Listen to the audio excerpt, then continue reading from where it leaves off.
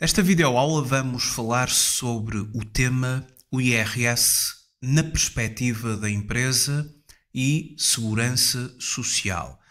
O IRS na perspectiva da empresa está relacionado com as retenções na fonte, o mecanismo de retenção na fonte.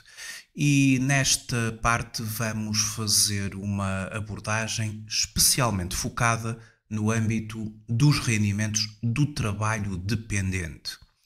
O manual do curso que utilizamos para iniciar esta matéria é o manual O IRS na perspectiva da empresa, que contempla um índice, e agora vamos fazer uma abordagem sobre os principais pontos deste manual. Vamos também falar numa perspectiva prática, fazendo alguns casos de aplicação sobre esta perspectiva do IRS.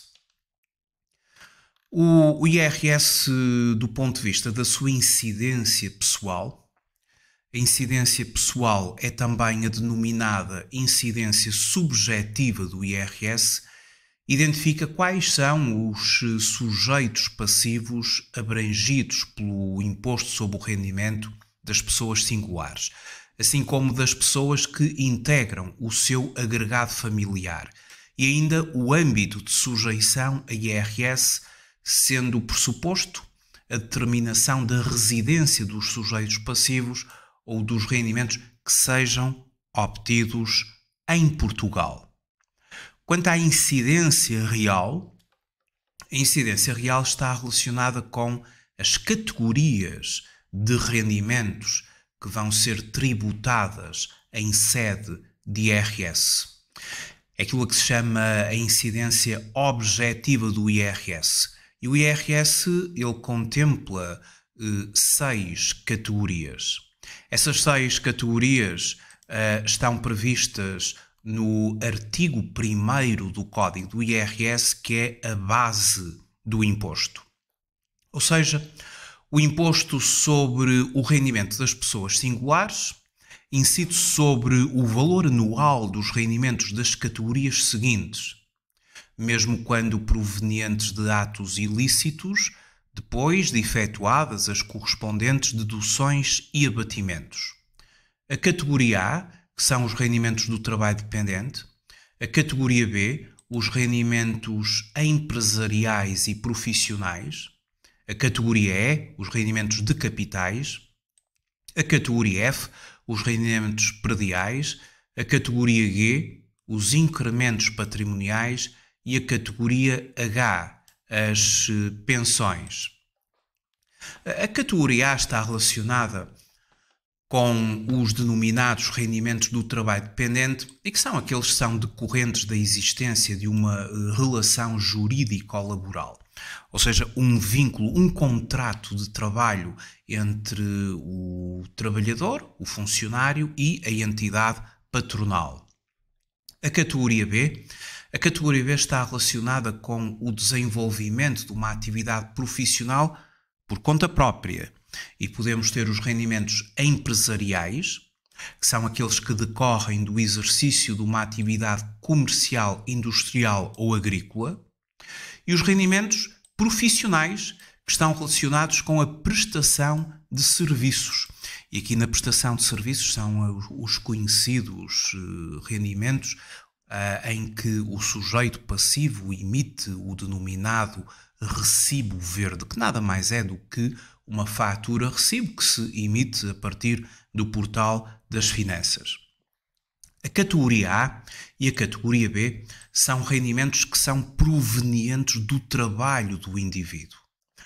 E o que os distingue é que, quando se trata de categoria A, trata-se de um trabalho por conta de outrem, ou seja, existe uma entidade patronal da qual o sujeito, o titular dos rendimentos, está dependente através de um vínculo laboral. E a categoria B, não. A categoria B trata-se de um exercício a título individual, em regime liberal, por conta própria, de uma atividade que já vimos, pode ser de âmbito empresarial ou profissional. Depois, o IRS contempla também a categoria E, que são os denominados rendimentos de capitais. Diz-se que são decorrentes de frutos civis, como por exemplo rendimentos de juros, de dividendos, de lucros, entre outros.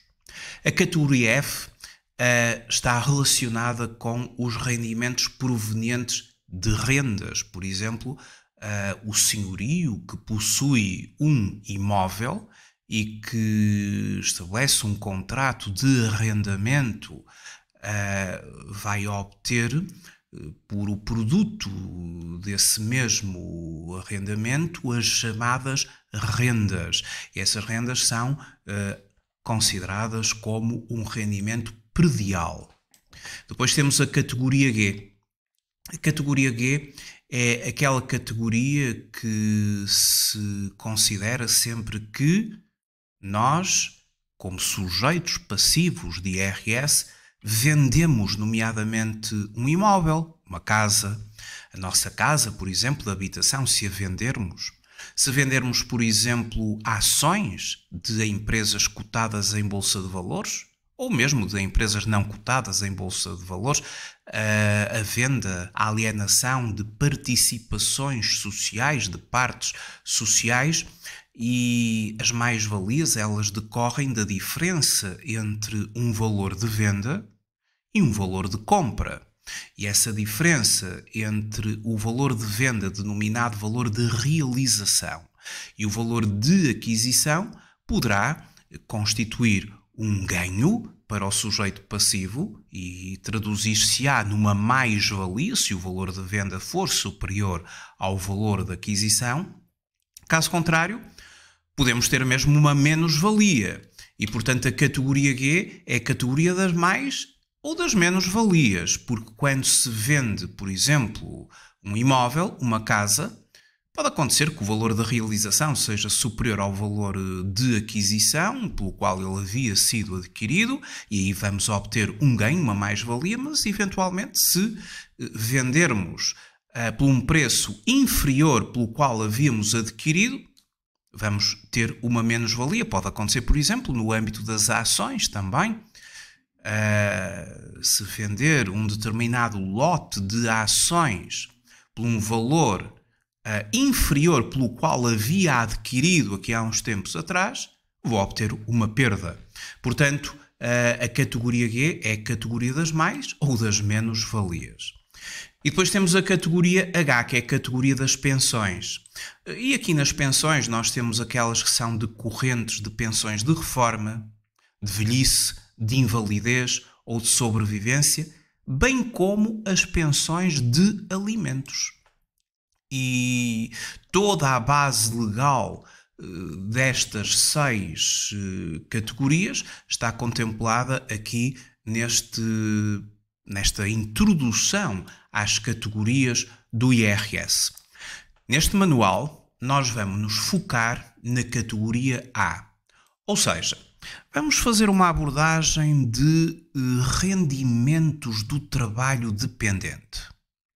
Isto na perspectiva da empresa, ou seja, a empresa ou a entidade patronal, aquela que vai pagar o rendimento, vai ter de realizar sobre os rendimentos que estejam sujeitos ao imposto retenção na fonte.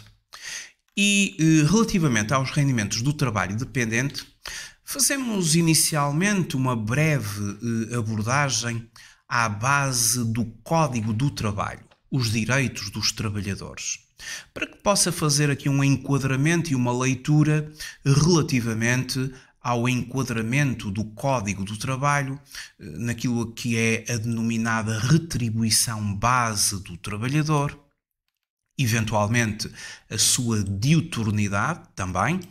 A diuturnidade está relacionada com a antiguidade do trabalhador, o tempo ou o número de anos que o trabalhador tem ao serviço da entidade patronal, E depois, outro tipo de rendimentos que contemplam os rendimentos do trabalho dependente, nomeadamente o direito ao subsídio de férias do trabalhador, o direito ao subsídio de Natal, eventualmente o trabalho noturno e as respectivas majorações que o trabalhador tem, ainda como rendimento do trabalhador dependente temos, por exemplo, o abono para falhas, o direito ao abono para falhas, que é uma prestação que é efetuada aos trabalhadores que na sua atividade têm de movimentar importâncias em dinheiro, destinando-se a permitir-lhes cobrir eventuais faltas de caixa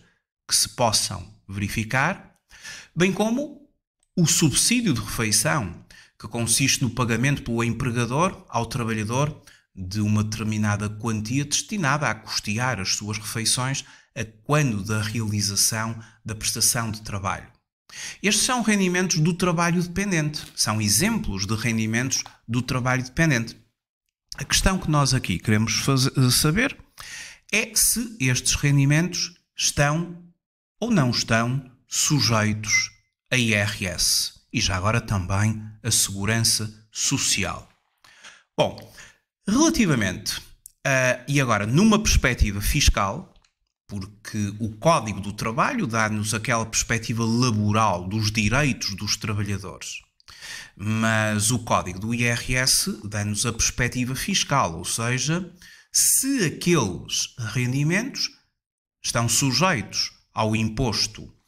E é o artigo 2º do Código do IRS que procede ao desenvolvimento, ao elenco daquilo que são os rendimentos da categoria A e aqueles rendimentos que são considerados rendimentos do trabalho dependente e que estarão sujeitos ao imposto.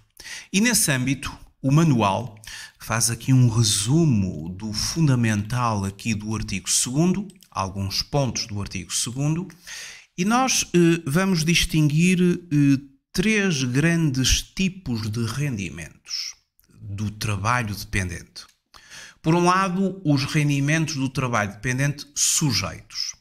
Sujeitos significa que a entidade, quando proceder ao seu processamento, pagamento, colocá-los à disposição do trabalhador, vai ter de aplicar naquele momento retenção na fonte, ou seja, uma determinada taxa de IRS que vai ser retida e deduzida, subtraída ao trabalhador, para se passar daquilo que é o rendimento ilíquido ou bruto antes dos descontos, para depois termos o rendimento líquido, aquele que vai ser transferido para o trabalhador, considerando já a dedução do imposto retido na fonte, em sede IRS, e do montante da Segurança Social. São exemplos de rendimentos sujeitos à remuneração base do trabalhador, as diuturnidades, comissões, a remuneração pela prestação do trabalho suplementar, a remuneração pelo trabalho noturno do trabalhador, o subsídio de férias e o subsídio de Natal, bem como a remuneração correspondente ao período de férias, ou seja, aqueles dias que o trabalhador está de férias, mas terá direito à sua remuneração. O subsídio de compensação por isenção de horário de trabalho, entre outros. São temas que vamos desenvolver ao longo deste módulo. E apenas quando ultrapassem os limites previstos na lei e pela respectiva diferença, estão sujeitos a IRS, o subsídio de alimentação pago em dinheiro ou cartão, o abono para falhas, as ajudas de custo, o abono de compensação por deslocação em viatura própria do trabalhador ao serviço da empresa e também a compensação por cessação do contrato de trabalho quando existe um despedimento e a empresa é obrigada a fazer o cálculo de uma compensação por cessar o contrato de trabalho pela cessação do contrato de trabalho, e vamos aqui ver na formação a fórmula que se aplica para verificar, para determinar qual é a parte não sujeita e a parte sujeita. Na verdade, sempre que o subsídio de alimentação, as ajudas de custo, o abono para falhas, esta compensação por cessação do contrato de trabalho ultrapassem determinados limites, ao ultrapassar determinados limites, o excesso ficará sujeito ao IRS e, na generalidade, à Segurança Social. Em relação à compensação por cessação do contrato de trabalho, vamos ver que, no âmbito da Segurança Social, temos de analisar com maior cuidado. Mas, por exemplo, atualmente, e vamos já ver aqui os limites, o subsídio de refeição obedece ao limite de 6 euros por dia quando pago em dinheiro. O que é que isto significa? Os limites que vamos observar agora são limites que estão estipulados para a função pública.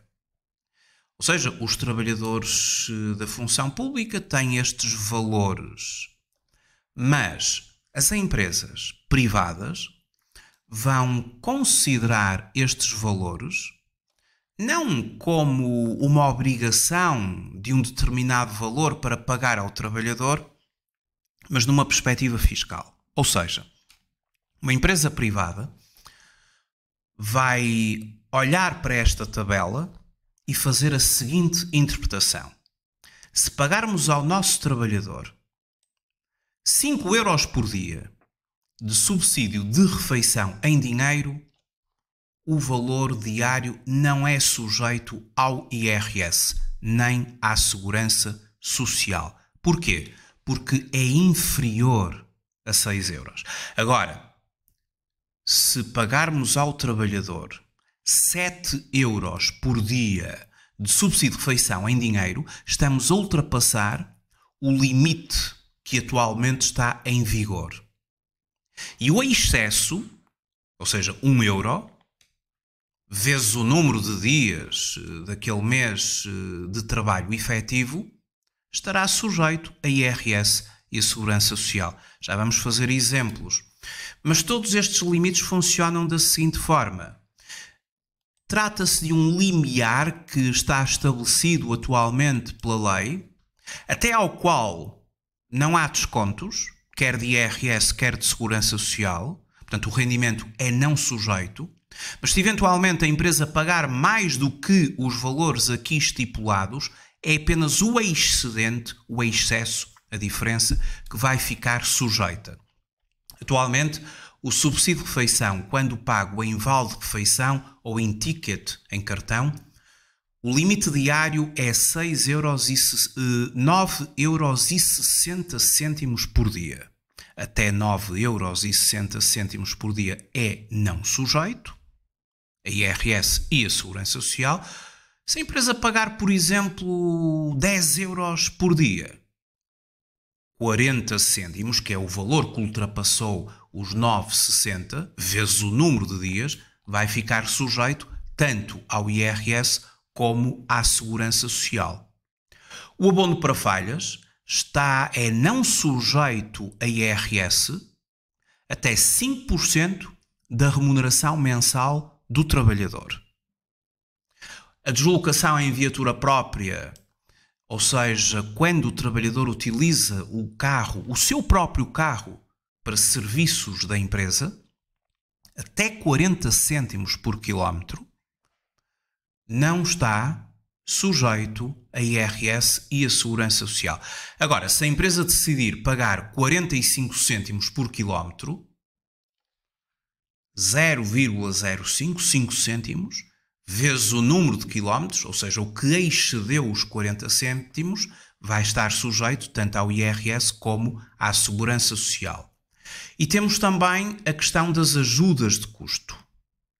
Quando um trabalhador recebe ajudas de custo porque se desloca em Portugal, Ou seja, no território nacional, e sendo um trabalhador, o valor diário da ajuda de custo completa é submetido ao limite de 62,75 €. Se forem ajudas de custo por deslocações no território nacional, Portugal, mas pagas a órgãos sociais da empresa, o limite diário 69,19 €, valor até ao qual está não sujeito ao IRS e à Segurança Social. Se as ajudas de custo forem pagas por deslocações ao estrangeiro dos trabalhadores, o limite diário é de 148,91 €. Estamos a falar de ajudas de custo completas. Se for por deslocações ao estrangeiro, mas de órgãos sociais, o limite diário atual é de 167,07 €. Já sabemos como é que interpretamos isto. Se uma empresa, por exemplo, pagar a um trabalhador porque ele se deslocou ao estrangeiro, pagar, por exemplo, 160 € por dia, está a ultrapassar o limite. Pode pagar 160. Poderia pagar 200 €. Agora, acima de 148,91 €, a diferença entre, por exemplo, os 160 € que a empresa resolveu pagar por dia, menos 148,91 €, vai ter de ser integrado na base tributável, porque vai ficar sujeito tanto a IRS como a Segurança Social. Agora, os limites que estão estabelecidos atualmente, se a empresa pagar até estes valores, não é sujeito a IRS. Portanto, são rendimentos do trabalho dependente não sujeitos.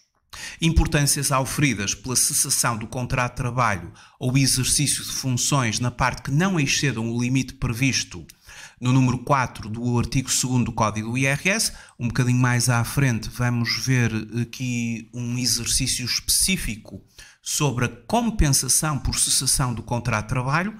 Temos de fazer aí um cálculo para ver qual é o valor não sujeito e, ultrapassando esse valor, qual será o valor sujeito ao IRS. Mas o subsídio de refeição em dinheiro, ele é não sujeito até 6 €. O subsídio de refeição em cartão ou ticket, ele é não sujeito até 9,60 € por dia. E depois, por exemplo, as ajudas de custo e as deslocações em viatura própria, quando um trabalhador utiliza o seu próprio carro ao serviço da empresa, preenche o boletim itinerário com o número de quilómetros que fez durante aquele mês. Se a empresa pagar até 40 cêntimos por cada quilómetro, o trabalhador vai receber aquele valor e o valor não é sujeito a IRS e a Segurança Social, só se ultrapassar 40 cêntimos por quilómetro.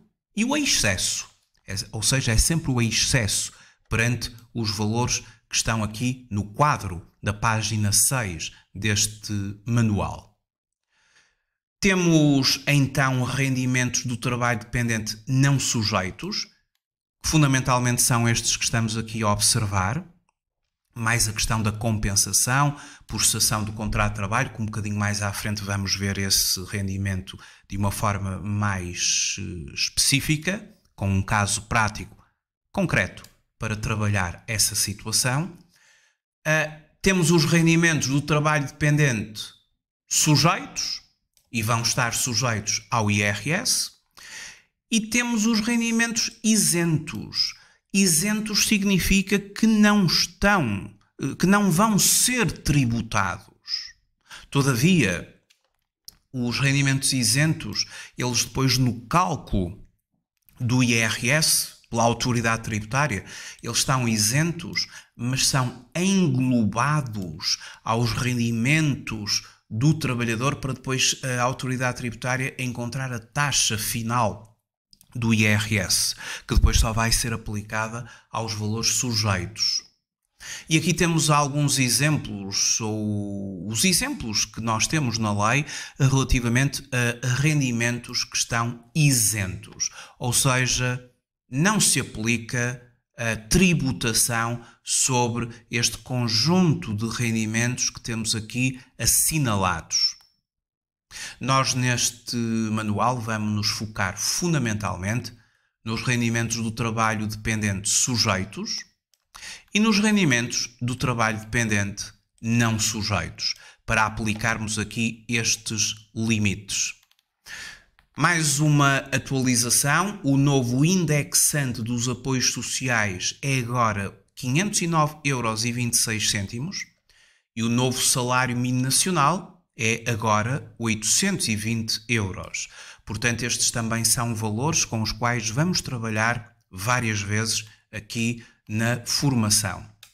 Bom, temos assim um conjunto de rendimentos sujeitos ao IRS e à Segurança Social e um outro conjunto de rendimentos que são considerados não sujeitos, até aos limites que vimos agora e que são os limites que estão atualmente em vigor.